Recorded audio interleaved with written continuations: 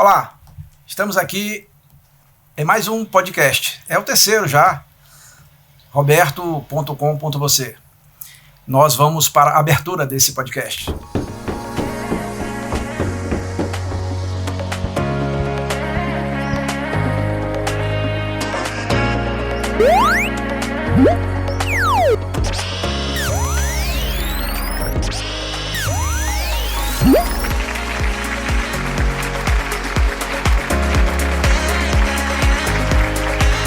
Nessa semana, nós estamos batendo um papo aqui com a família, porque Natal é isso, né? Mais que nunca é um momento mágico de confraternização, de solidariedade, um momento que para muitos é de muita alegria, para outros de muita tristeza, porque termina que a gente também se recorda de entes queridos que já foram, que lá nos aguardam, e a vida é assim. Então, estamos todos aqui para, sempre que possível, trabalhar para construir um mundo melhor para as próximas gerações, melhor do que aquele que a gente recebeu. E é por isso que eu fiz questão de hoje convidar a família. Minha mulher, esposa, Ana Cristina, meu filho mais velho, Roberto Rocha Júnior. E aqui está minha nora, Luana Rocha.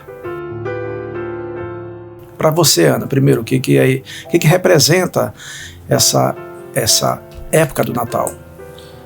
O Natal sempre representou para mim a união da família, né? Sempre ficou muito bem representado isso.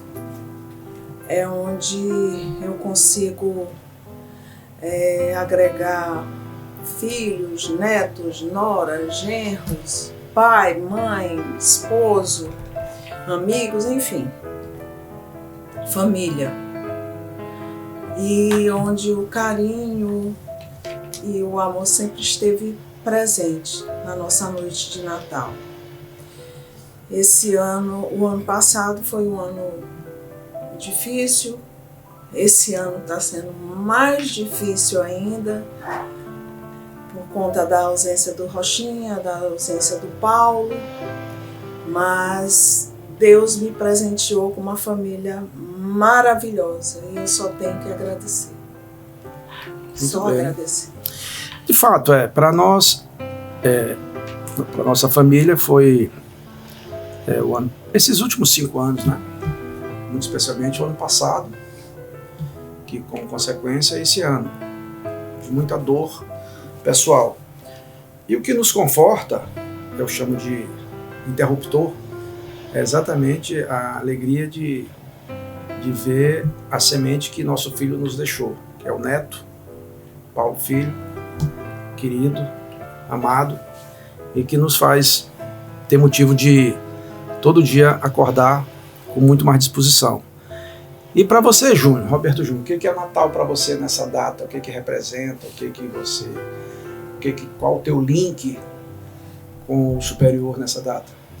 Primeiro, eu acho que a gente tem que observar que o Natal não é aquele conto de fadas do Papai Noel, né? Que a gente, quando criança, sempre acreditou muito nisso, que acordava e olhava os presentes embaixo da árvore. Aquele momento de felicidade que a gente tinha ali em família. Mas depois que a gente entende o verdadeiro motivo da existência do Natal, o verdadeiro significado, né, amor? Eu e Luana, que moramos juntos na mesma casa, que construímos ali a nossa família e que temos nossa vida em retidão hoje, mais do que nunca, com a palavra do Senhor, a gente entende que o Natal é um momento da gente colocar as ideias no lugar. A gente está falando, por exemplo, da saudade que sente, que é normal, dos entes queridos que aqui não estão mais. Esse Natal a gente não vai ter a presença de Tio Rochinha, e desde o Natal passado a gente já não teve a presença de Paulo. Mas o que nos conforta, além da semente, Pai, que foi deixado aqui, que claro, é um motivo de grande alegria, a vida de Paulo Filho, que é como se fosse um mini Paulo, é um mini Paulo mesmo, porque é exatamente igual. Mas também, pelo menos, me conforta o fato de saber onde eles estão, para onde eles foram, com quem eles estão. E o Natal é um momento da gente lembrar disso mais fortemente ainda. Porque se não fosse a misericórdia de Cristo, a gente não estaria nem aqui tendo esse bate-papo. Quanto mais tendo a oportunidade de sentir saudade de um ente querido. Pensar em Natal, para mim, também é justamente o que minha sogra falou, é pensar em família. A família é o primeiro núcleo da sociedade, é o primeiro local onde a gente se encontra, né? É como você primeiramente se reconhece no mundo. É quando você conhece sua mãe, seu avô, sua avó, aquela pessoa que vai cuidar de você. Então, como primeira forma de núcleo em que o ser humano ele se insere, para mim é sinônimo de porto seguro. É aquele local que você volta, são aquelas pessoas que você sabe que você pode contar nos momentos bons e nos momentos difíceis, especialmente nos difíceis, porque a gente reconhece verdadeiramente quem nos ama, quem é nosso amigo nos momentos difíceis, né? Então, a família, para mim, os meus natais são especialmente lembrados na infância, como meus pais cultivaram esse sentimento em mim, de união, de família, e não esquecendo quem é o verdadeiro aniversariante do dia, né? A gente fala muito em ceia, em peru, em presente, em Papai Noel, mas a gente não pode esquecer quem é a pessoa que nasceu, que é o comemorado, que infelizmente é uma coisa que é muito comum hoje em dia. E essa semana, inclusive, Maria Eduarda teve uma conversa muito séria comigo, me botou na parede se Papai Noel existe ou não, e para ela foi muito decepcionante quando eu contei para ela a verdade a respeito do Papai Noel, e por insistência dela mesma. Mas quando ela refletiu a respeito de o que era mais importante no Natal, quem era a pessoa mais importante no Natal, ela meio que a ficha caiu e disse assim: mamãe, é verdade. Quem é importante no Natal é o nascimento de Jesus. É ele que é o celebrado, não é o Papai Noel, não é o presente.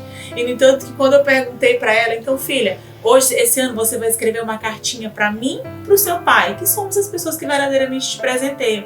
E aí eu fiquei muito feliz com a reação dela. Ela escolheu uma experiência, ela não escolheu presente. Ela escolheu: mãe, eu quero passar um dia com vocês no Valparaíso. Esse que eu quero que seja o meu presente de Natal. E eu fiquei feliz porque eu vejo que nós estamos passando princípios e valores para ela do que verdadeiramente importa.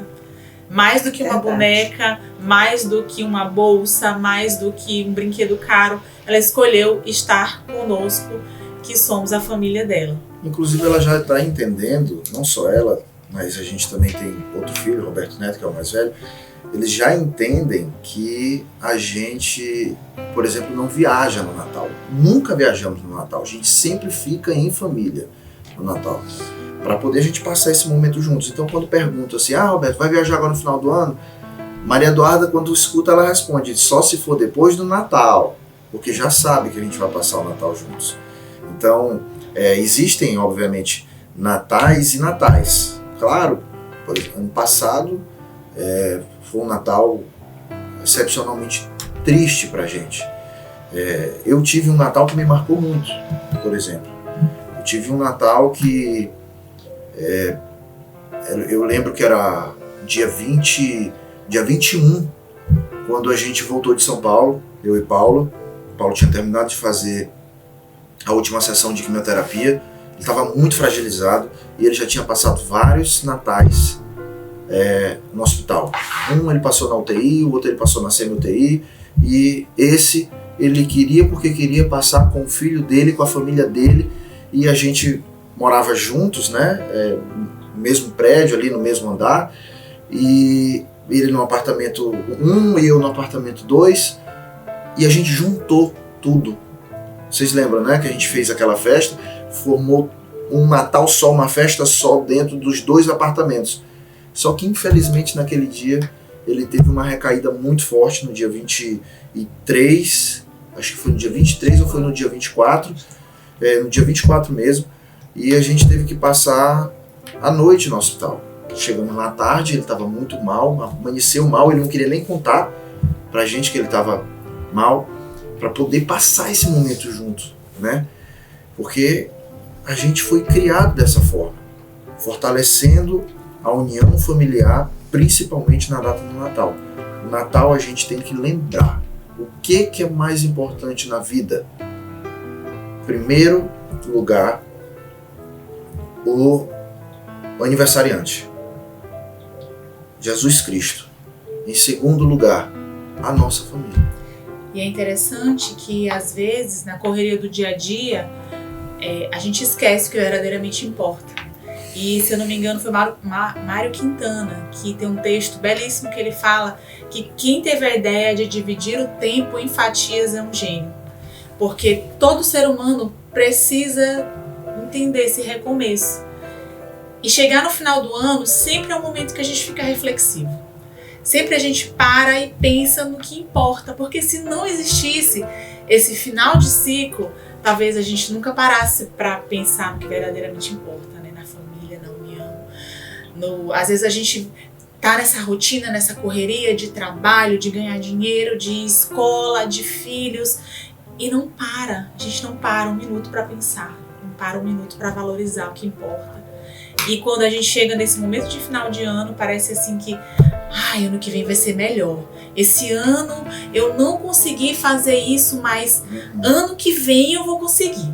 Ano que vem vai dar certo. Sim, né? Parece que renova a esperança da gente, né? A gente fica assim, esse ano eu não consegui perder o peso, mas ano que vem eu vou conseguir. Todo mundo começa uma meta de final de começo de ano. Inclusive, hoje mesmo eu escutei o papai dizendo que ano que vem vai começar a fazer esporte, academia e vai melhorar a alimentação. Parabéns. Vamos ver 2025, né? Episódio 2024, temporada, episódio 30. Vamos ver aqui se ele Mudar vamos os hábitos, cobrar. né?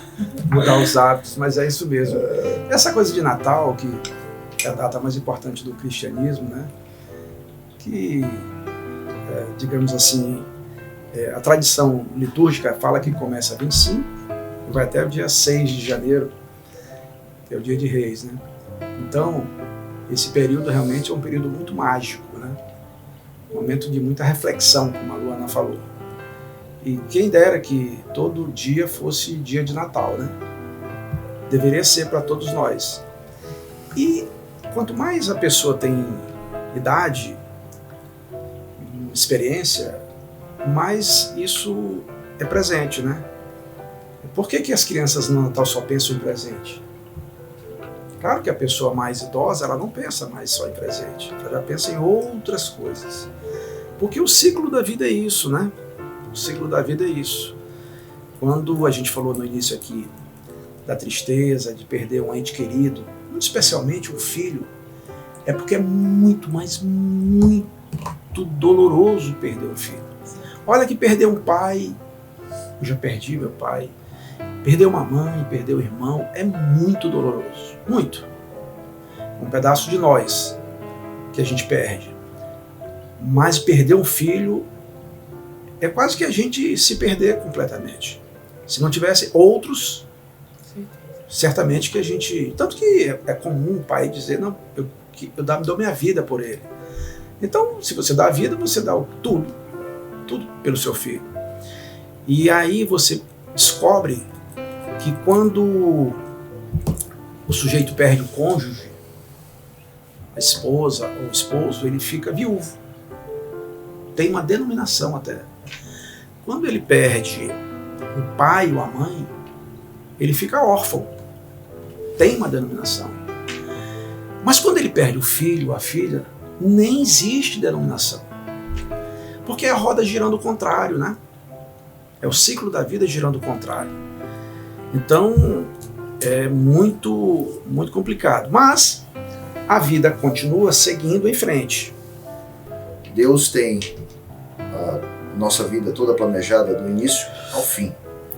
E eu imagino o seguinte, a gente ter perdido, por exemplo, o Paulo, que era uma pessoa excepcional. Eu sou suspeito para falar porque era meu melhor amigo, era, sabe, a pessoa mais próxima de mim, era com quem eu tinha todo tipo de brincadeira, que eu precisava nem falar o que eu queria falar, bastava olhar e já sabia o que eu queria dizer. Mas ter levado ele naquele momento talvez estivesse ali nos planos de Deus para poder salvar todos nós, a todos os outros. Porque hoje ele completou o ciclo que o Senhor está dizendo, ele chegou aonde todos nós que acreditamos na palavra queremos chegar, queremos sentar no colo do Senhor, estar debaixo das asas dele e ser acarinhados por ele lá no paraíso. E ele já está lá. Agora, é coincidência dizer assim, rapaz, foi uma coincidência. Está se falando muito da semente que ele deixou. Foi coincidência? No dia que ele descobriu que estava com câncer, a esposa descobriu que estava grávida? Foi coincidência ele ter passado 5 anos brigando contra o câncer para poder passar ali os 4 primeiros anos junto do filho? Foi coincidência o filho dele aparentar tão fortemente fisicamente com ele e até mesmo no comportamento? É coincidência? É coincidência ele ser tão apegado ao Senhor? Até outro dia era comigo, aí do nada instalou. Ele só quer saber de Roberto. Não é vovô, é Roberto. Só quer saber de Roberto. Não quer saber de mais ninguém. É coincidência? Não é. Aí ele me liga na mensagem de vídeo: Roberto, tu tá onde? Que hora tu vem pra casa? Então, toma teu beco, Roberto. Olha, toma teu beco, Roberto. Ele mora comigo, né, com a Ana, então a gente às vezes diz assim, né? Deus escreve certo por linhas tortas. Eu não concordo. Eu acho que ele escreve certo por linhas certas. A gente que às vezes lê torto. Porque eu fico pensando comigo mesmo assim, imagina eu político a vida toda. Desde o berço, né? Andei com meu pai aí pelo Maranhão todo. Teu avô foi vereador em São Luís, deputado estadual, 2 mandatos, deputado federal, 2 mandatos, governador do estado, prefeito. Eu já fui deputado estadual, deputado federal, 3 mandatos, senador da República. E nunca tive a chance, o privilégio de me ver no espelho da vida de modo desembaçado. Porque eu sempre digo que 2 coisas cegam o homem, o poder e a paixão. Eu sempre tive com o poder. E termina que a gente às vezes vê o espelho da vida embaçado. Você não se vê direito do que você é capaz de fazer. E muito menos quem está ao seu redor. E esse momento, essa oportunidade que eu estou tendo, é muito importante para a vida de todo mundo. Para a minha vida também. Porque sempre me dediquei a cuidar da vida dos outros. E como diz a música de Toquinho, Aquarela, a futuro é uma astronave que tentamos pilotar. Não tem tempo, nem tem hora de chegar. De repente nos convida a rir ou chorar. Me convidou a chorar. Para eu ter que cuidar do meu filho. E eu fiz isso. Isso me conforta saber que tudo que estava ao alcance de um ser humano para fazer pelo filho foi feito. Tudo. Tudo, não faltou nada. Mesmo na pandemia, que a gente estava preso dentro de casa, e ele não podia ir para São Paulo para fazer o tratamento, ele foi. A família deu um jeito, ele foi. Então, eu fico pensando assim, então, imagina, será que eu larguei de cuidar da vida dos outros para cuidar só do meu filho? Não. Eu continuei cuidando da vida dos outros. Os filhos do Maranhão, que eu nem conhecia, nem conheço, claro, a maioria. Eu não deixei de cuidar do meu filho, mas passei a cuidar mais ainda dos filhos dos outros. Em plena pandemia, uma guerra invisível contra um inimigo invisível e letal, que estava tirando 3.000 pessoas por dia no Brasil. Ou seja, era um World Trade Center caindo todos os dias. dezenas de Boeings lotados caindo todos os dias. No Maranhão morreram milhares de pessoas. E aí nós conseguimos muito, mas não foi pouco, muito dinheiro federal para salvar vidas aqui no Maranhão. O maior hospital do Maranhão é um hospital universitário, quase 500 leitos. Mas todos os hospitais estavam lotados. Importante a gente lembrar disso, que foi ontem. O futuro é uma projeção do passado. E nós, de uma vez só, abrimos quase 50 leitos de UTI. O ministro da Educação, a quem a universidade é vinculada, esteve aqui recentemente, no hospital universitário. É importante eu dizer isso para vocês nesse momento. Uma vez eu estava com tua mãe lá em São Paulo, e a gente estava num hospital, eu lembro bem. E de repente o nosso filho ia entrar na sala de cirurgia. Mas aí os médicos, aquela coisa toda, pensavam que ele estava em dúvida no qual era o diagnóstico adequado, apropriado, correto. Como é que você tem um alvo, uma meta, um remédio, sem ter um diagnóstico correto? Aí eles pediram uma ressonância magnética. Tu lembra disso? Custou acho que 7 ou foi 8 mil reais. Na época. Não aceitava plano de saúde, não aceitava nada, tinha que ser em dinheiro. Parece que só tinha uma em São Paulo na época. Cara, mas que isso? Por que esse valor todo? Claro, eu paguei, mas graças a Deus eu tenho condição de fazer isso. Mas aí eu fiquei pensando assim, vem cá, e os filhos do Maranhão? Aquele que caiu do cavalo, caiu, pegou uma queda, sei lá, qualquer pessoa, e que puxa uma perna.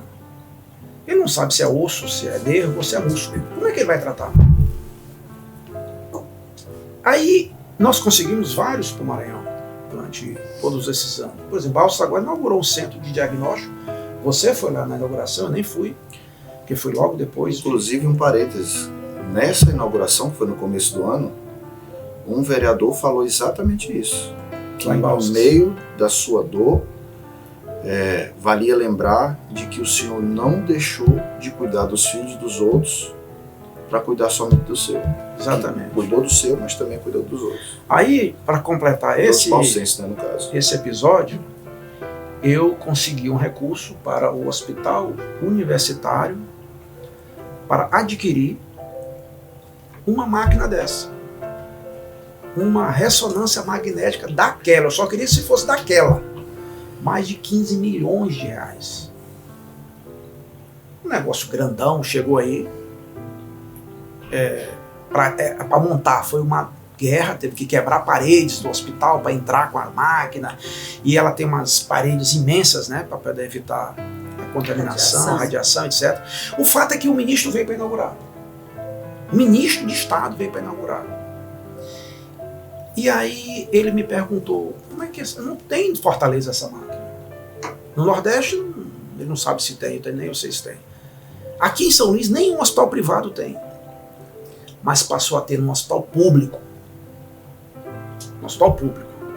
Isso dá voto? Claro que não dá voto. Mas isso conforta a gente, né? Então, eu estou só colocando isso, pela primeira vez até em público. Claro que a grande maioria, quase que a totalidade, não sabe disso.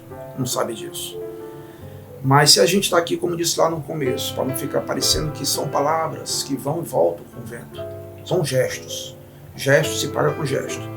Quem planta o bem, colhe bem. Pode demorar, mas colhe bem, não tenho dúvida disso. E eu, voltando então para o momento natalino. Imagina se eu tivesse comandado. Como é que eu ia fazer para cuidar do meu neto, de vocês, da família, da minha mãe, que tem 83 anos, completamente fragilizada com a perda do filho. Oi, meu filho, mesmo de longe, te desejo a todos vocês um Feliz Natal e um próspero Ano Novo, com muita saúde, paz e muitas alegrias. Beijo, te amo todos vocês. Filho mais fragilizado, que fazia hemodiálise dia sim, dia não, durante anos. Como é que eu ia cuidar dos negócios da família? Como é que eu ia fazer? Então agora eu estou tendo tempo para dividir a família, os negócios, amigos e a política. Não abro mão da política, por quê?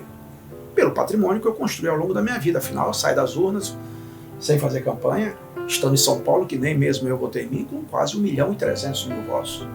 De tal modo que isso me dá sobre meus ombros uma carga muito grande de responsabilidade. Ei, Roberto, Feliz Natal, meu irmão, tudo de bom, um próspero ano novo para nós, em breve estaremos juntos. Um grande beijo em toda a família. Te amo. E o mundo nosso é aqui, o nosso estado, o Maranhão. Muitas dificuldades, né? Muitas pessoas não têm... Imagina se a gente tem nossas razões de tristeza. Imagina aqueles que não têm nem o que comer. A gente tem uma ceia com tudo que precisar, graças a Deus. Mas é exatamente por isso que nos move fazer o esforço diário do sacerdócio da política. Então eu quero muito mesmo agradecer a vocês, Júnior.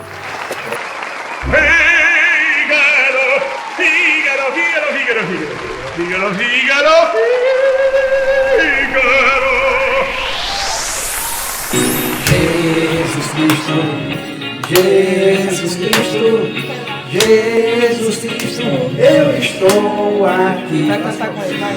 Jesus Cristo, Jesus Cristo, Jesus Cristo, eu estou aqui. Em cada esquina vejo o olhar perdido de um irmão, em busca do mesmo bem, nessa direção caminhando bem. É meu desejo ver aumentando sempre essa procissão, para que todos cantem na mesma voz essa oração.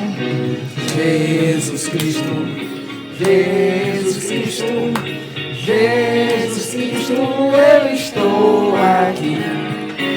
Jesus Cristo, Jesus Cristo, Jesus Cristo, eu estou aqui.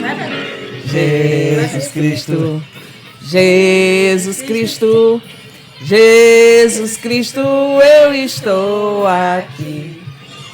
Jesus Cristo, Jesus Cristo, Jesus